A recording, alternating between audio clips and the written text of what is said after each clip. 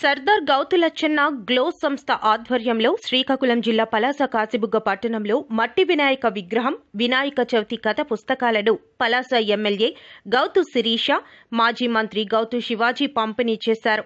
మట్టి వినాయకుడి విగ్రహాన్ని పూజించాలన్నారు. తద్వారా పర్యావరణాన్ని కాపాడిన వారమవుతామన్నారు.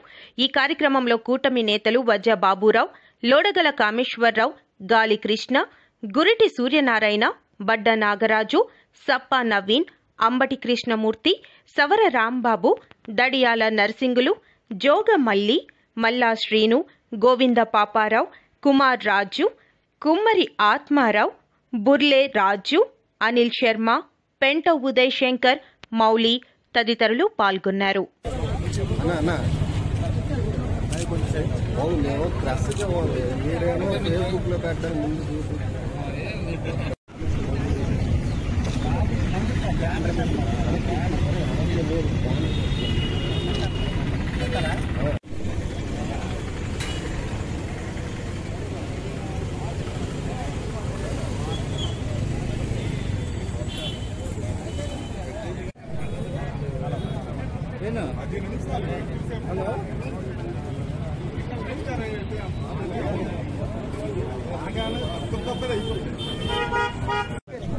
ఓకే